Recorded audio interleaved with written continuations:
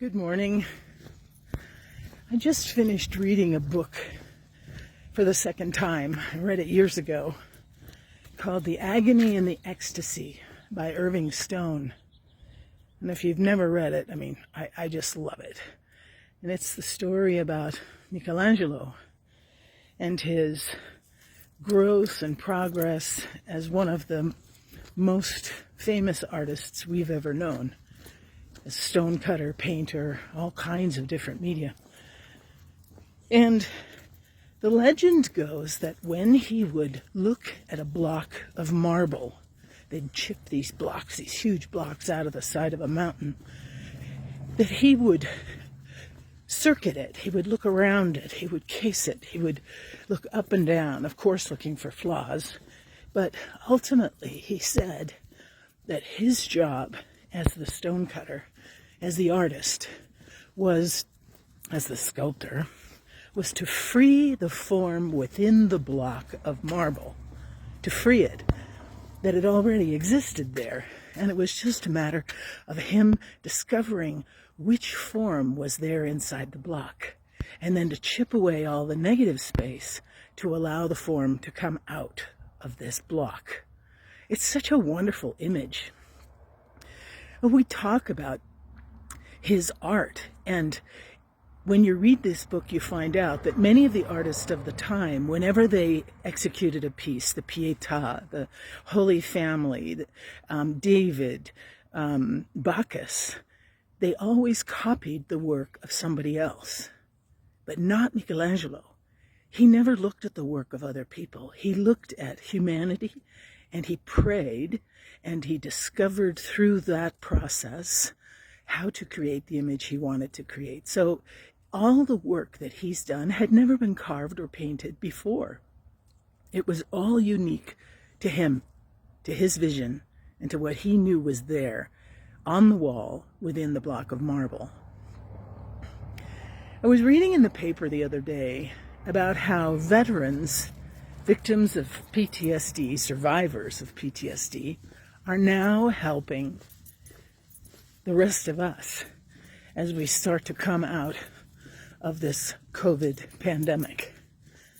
And the lessons learned. One of the soldiers that was talking in this article had said that indeed all of us have experienced trauma. That trauma of the way you process trauma is to recognize and to accept how your core beliefs have been shattered or challenged by the event. He talks about the fact that PTSD isn't where they stop, but there's a phenomenon called PTG, which is post-traumatic growth, and that growth can only happen if we recognize and accept the trauma we've experienced. Now, some of us would never compare what we've experienced in this pandemic with the horrors of war. And yet this is a soldier, a military man, who is saying to us, this is true. Worldviews that we've held, understandings we had of people and others and of systems, the government systems, the justice systems, the economic systems, finance systems that we have in our country. Many of those ideas and ideals have been shattered through this pandemic. But he says that in this post-traumatic growth process, it's like hitting a reset button. It's like allowing us to restart again with a clean slate, looking at how those core beliefs were challenged and maybe setting up new ones or embracing them in new ways. And it made me think about the uniqueness of the artwork of Michelangelo. What is God creating in you? How is God carving something new, hitting the reset button? How is the divine finding something in that block of marble of our lives that hadn't existed before and freeing a new self, creating a new self, post-traumatic syndrome, post-pandemic? I don't think it's a fanciful thing to consider. I think there's a lot of value in it. It stopped me in my tracks when I was reading this article, and then again the book.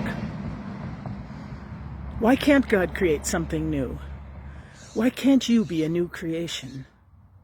Let's not look back at just restoring what was, but looking at what we have now and seeing what God can make of it.